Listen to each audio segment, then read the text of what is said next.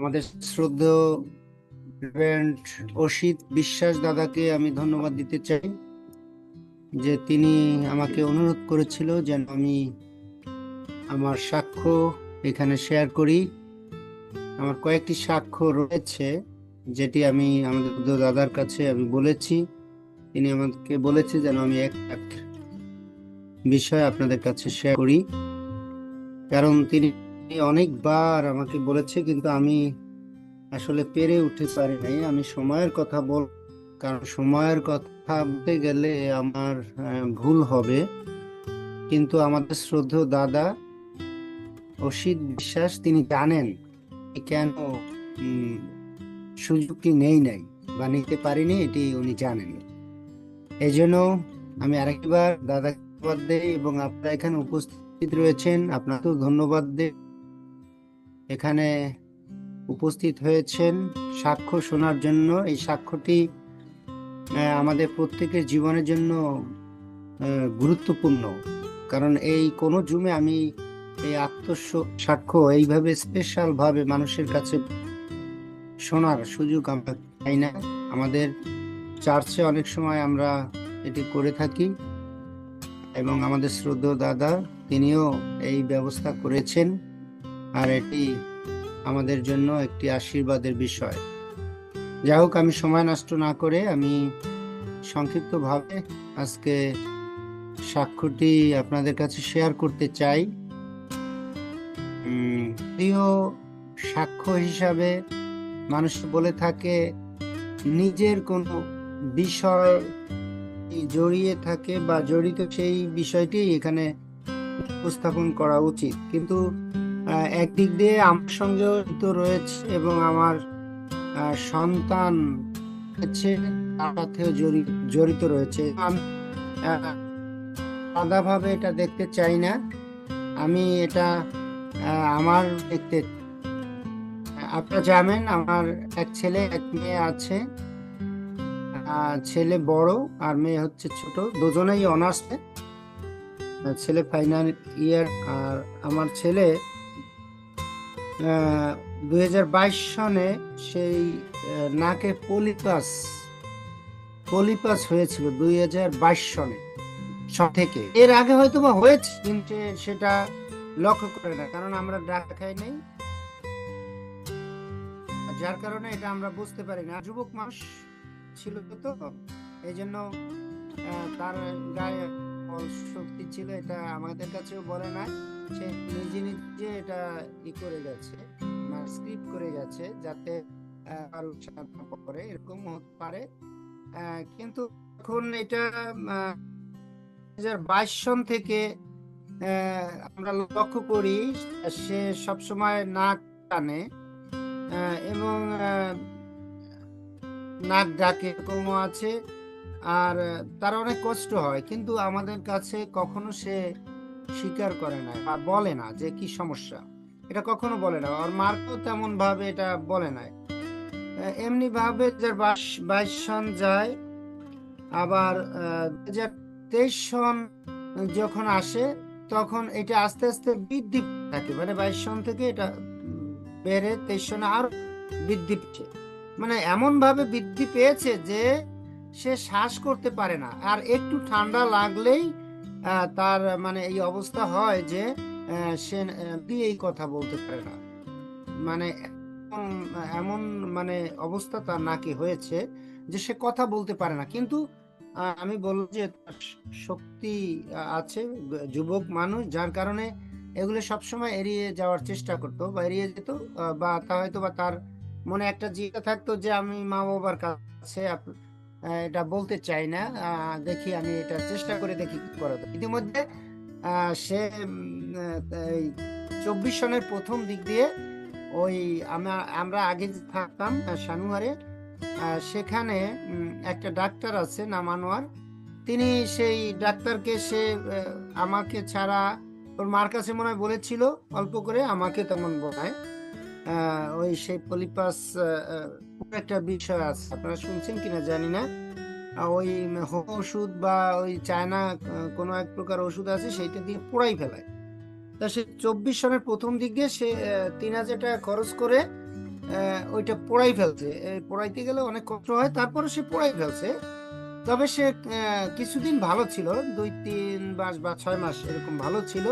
কিন্তু এটা আস্তে আস্তে পরবর্তীতে আর আবার বাড়তে শুরু করে, মানে এতে কাজ হয় না। বাড়তে শুরু করতে করতে সে পজিশনে এত মানে এটা বৃদ্ধি পেয়েছে, যেটা আমি কখনো আপনাদের বুঝাতে পারবো না। তার নাক হয়ে গেছে, একদম দুইটা একদম বন্ধ হয়ে গেছে। অল্প কিছু আছে যে তার শ্বাস করতে এত কষ্ট, এত সমস্যা হচ্ছে, যেটি এটা না হয়েছে যার বুঝতে পারবে না। তবে ওই আমাদের এখানে স্কুলে আমরা প্রতি বছর এমবিবিএস ডাক্তার আনি। তার এখন এখানে ওই 24 সনেও আমরা এমবিবিএস ডাক্তার আনছি, ছেলেমেয়েদেরকে দেখানো, এবং তা আমরাও দেখাইতে পারি, এগুলো দেখাই আমাদের চিকিৎসার জন্য বা প্রাথমিক চিকিৎসার জন্য, যাতে ছেলে মেয়েরা বড় ধরনের কোনো রোগে আক্রান্ত হয়েছে কিনা সেটি জানার জন্য। তা যা হোক, সেই ডাক্তারকে আমরা দেখাইছি। ডাক্তার ওই লাইট দিয়ে যখন মারছে নাকের ভিতরে, তখন দেখে যে ওর নাক দুটাই একদম সম্পূর্ণ বন্ধ হয়ে গেছে। তা এখন বলছে যে দাদা, এই আপনার ছেলের তো ইমিডিয়েটলি অপারেশন করতে হবে, তারা আর কোনো পথ নাই খোলা। অপারেশন যদি না করেন তাহলে মারাত্মক অবস্থা চলে যাবে। আমরা ওনার কথা শুনে একেবারে হতভম্ব হয়ে গেছি। আমরা ভিতরে নাকের দিকে আমরা তাকাইও নাই কোনো সময়। ওই যুবক মানুষ এড়িয়ে গেছে, কিন্তু অনেক কষ্ট পেয়েছে, পড়াশোনার তার অনেক ক্ষতি হয়েছে, বিভিন্ন কাজেও তার অনেক ক্ষতি হয়েছে, যেটা আমরা এখন অনুভব করি। তখন আমরা সেটা নিয়ে বেশি চিন্তা করি নাই, কিন্তু ডাক্তার বলার পরে আমরা অনেক গুরুত্ব দিয়েছি এই বিষয়টা। এবং অনেক গুরুত্ব দেওয়ার পর উনি আবার সেইটার বিশেষজ্ঞ না, পলিপাসের নাক কান গলার বিশেষজ্ঞ না। তিনি একজন ডাক্তারকে বলেছে যেন সেই ডাক্তারকে গিয়ে আমরা দেখাই। সে গড়তে মাঝে মাঝে আসে, মানে সপ্তাহে একবার আসে ঢাকা থেকে, ভালো ডাক্তার। ডাক্তারকে আমরা যখন দেখাইলাম, তা উনি ওই একই কথা বললেন যে ভাই, কোনো নাই, ওর অপারেশন করা কোনো উপায় নাই, পথ নাই। তা এখন সেই ডাক্তার যখন এই কথা বললো, তা আপনি অপারেশন কবে করতে হবে?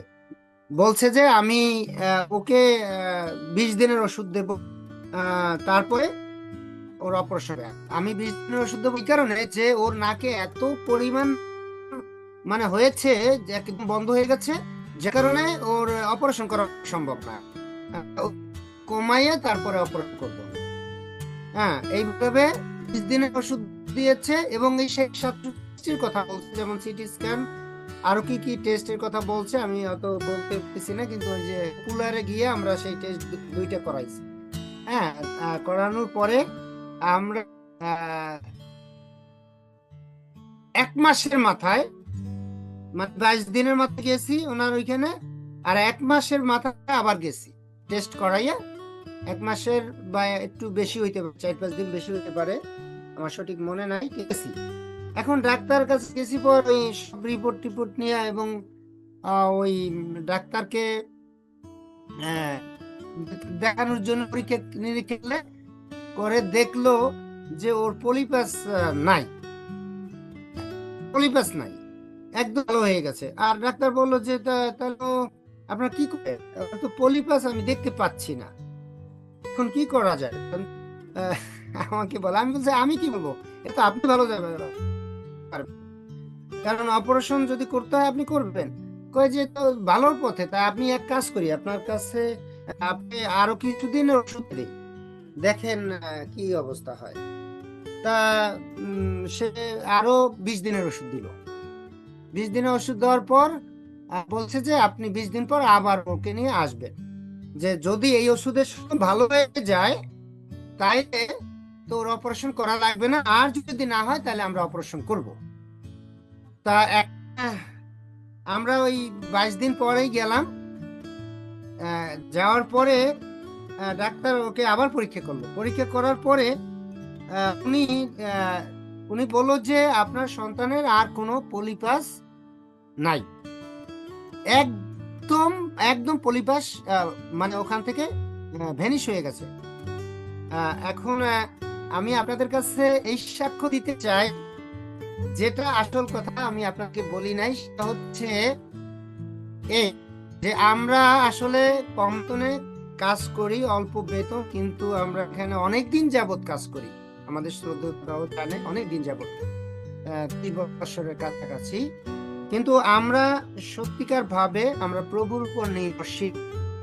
আমরা গান গেয়ে থাকি, তোমরা করো, প্রভুই নির্ভর করি, প্রভুই মোদের ভরসা, যতই জীবনে ঝড় আসুক কেটে যাবে সহসা। আমরা ওই ডাক্তারের কথা শোনার পর আমরা পরিবারের সবাই প্রার্থনা করতে চাই, কারণ একটা যুবক ছেলের যদি এই একটা পড়াশোনা করছে, তার পড়াশোনার ক্ষতি হচ্ছে, কথা বলতে না, আবারও ঠিক মতো খেতে পাচ্ছে না, তার স্বাস্থ্য খারাপ, কোনো মানে কোনো আহ, মনের অবস্থা কখনো ভালো নাই।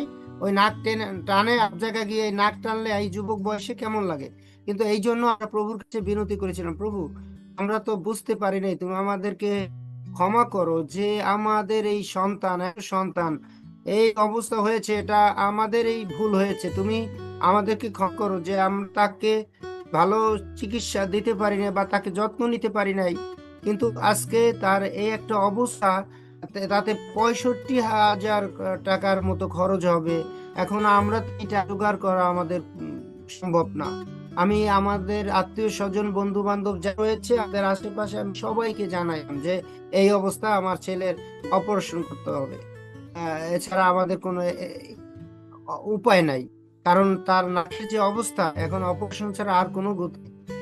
তা সেইভাবে আমরা প্রভুর কাছে আমরা প্রার্থনা করতে লাগলাম। আর একটা কথা আমরা চিন্তা করলাম যে পবিত্র বাক্য বলছে, তোমার সমস্ত ভাবনার ভার তাহার উপর ফেলে দাও, কারণ তিনি তোমাদের জন্য চিন্তা করেন। এই তিনি তোমাদের জন্য চিন্তা করেন, এই কথা আমার কাছে ভালো লেগেছে এবং অনুপ্রাণিত হয়েছি, তো উৎসাহিত যে আমাদের পিতা মাতা আমাদের জন্য চিন্তা করেন, এটা সত্যি। কিন্তু আমরা জাগতিক পিতামাতা হয়ে আমরা আমাদের সন্তানের জন্য কিছু করতে পারি না। কিন্তু ঈশ্বর তিনি আমাদের জন্য চিন্তা করেন, আর তিনি হচ্ছেন সর্বশক্তিমান। তিনি এই পৃথিবী, তিনি একজন মৃতকে জীবন দিতে পারেন, তিনি একজন কুষ্ঠরোগীকে সুস্থ করতে, অন্ধকে তার চোখের জ্যোতি তিনি খুলে দিতে পারেন। সুতরাং তার কাছে অসম্ভব কিছু নাই। আমি এই কথাটি মনে রেখে প্রার্থনায় প্রভুর কাছে আমি সবসময় রত থাকতাম। আমার পরিবার, আমার আমার মেয়ে, আমার ছেলে, আমরা সবসময় আমরা চিন্তা করতাম যে প্রভুই আমাদের ভরসা, তিনি আমাদের উপায় নাই। আর সত্যিকার ভাবে আমরা ডাক্তারের কাছে লাস্ট পর যখন গেলাম, তখন আমি মনে করি যে ডাক্তারের মধ্য দিয়েও ঈশ্বর এমন ভাবে কাজ করেছে এবং তিনি আমাদের প্রার্থনার উত্তর তিনি গ্রহণ করেছে, যেটি আমার জীবনের জন্য, ব্যক্তিগত জীবনের জন্য একটা সাক্ষ্য। এই জন্য আমি প্রভুকে ধন্যবাদ দেই যে প্রভু কত কত মহৎ, একা পয়সা খরচ। এর আগে ওর মাও অপারেশন হয়েছে, সেটাও আমি আপনাদের পরে বলবো। আমার মেয়ের জীবনেও আরেকটা আশীর্বাদ আছে, আমার ব্যক্তিগত জন্য সেটি আশীর্বাদ আছে, সেটা আমি এক এক করে আমি বলতে চাই। কিন্তু ঈশ্বর তিনি সর্বশক্তিমান এবং মঙ্গলময়, তিনি আমাদের জন্য সমস্ত কিছু করতে পারেন। আজকে আপনারা এখানে যারা উপস্থিত রয়েছে, আমি আপনাদেরকে পরামর্শ দিতে চাই, কিন্তু আমি আমার জীবন এবং আমার পরিবারের উপর আমরা প্রভু নির্ভর করে আমরা বুঝতে পেরেছি যে ঈশ্বর কিভাবে আমাদেরকে রক্ষা করতে পারেন, কিভাবে তিনি আমাদেরকে সেই পথ থেকে উদ্ধার করতে পারেন। সেই বিষয়টি আপনাদের কাছে আমি বলার জন্য, আপনাদের প্রত্যেকে সেই প্রভুর প্রতি আকৃষ্ট হওয়ার জন্য, প্রভুর প্রতি বিশ্বাস রাখার জন্য, ভরসা রাখার জন্য আজকে এই সাক্ষ্য আপনাদেরকে দিতে চাই। তাই আজকে আমি আরেকবার আমাদের শ্রদ্ধেয় দাদাকে আমি ধন্যবাদ দিতে চাই যে সুযোগটি তিনি দিয়েছে। আমি বেশি একটা সাক্ষ্য কখনো বলি নাই, কিন্তু দাদার কথা আমি কখনো ফেলতে পারি নাই। আমার যতই কাজ থাকুক, আমি বলেছি, দাদা জানে, আমি বলছি না দাদা আর আমি সময় কালক্ষেপণ করব না, কারণ আপনি অনেকদিন যে বলেছেন, আমি আগামী শনিবার অবশ্যই সেই সাক্ষ্য বলবো। যদিও আমি কালকে ঢাকা যাব, তাছাড়া আমার অনেক কাজ আছে, দাদা জানে অনেক ব্যস্ততা রয়েছে, কিন্তু তারপরও প্রভু আমাকে আহ্বান করেছে যেন এই সাক্ষ্যটি আপনাদের কাছে আমি শেয়ার করতে পারি। এই জন্য আপনাদেরকে ধৈর্য ধরে শোনার জন্য আপনাদেরকে অনেক অনেক ধন্যবাদ দেই যে আপনারা এই সাক্ষ্য শুনেছেন। আমি হয়তো বা সুন্দর করে গুছিয়ে বলতে পারিনি, এই জন্য আপনাদের কাছে ক্ষমা প্রার্থী। কিন্তু একটা বিষয় আপনাদের কাছে অনুরোধ করতে চাই, আপনারা প্রভুর উপর নির্ভর করেন, কারণ প্রভু তিনি সর্বশক্তিমান, তিনি ছাড়া আমাদের আর কোনো পথ নাই। এই জন্য পবিত্র বাক্য বলে, মনুষ্য নির্ভর করণ অপেক্ষা সদাপ্রভুর শরণ লওয়া উত্তম। প্রভু আমাদের প্রত্যেককে প্রচুর পরিমাণে আশীর্বাদ করুন। আমেন। ধন্যবাদ সকলকে। God bless you.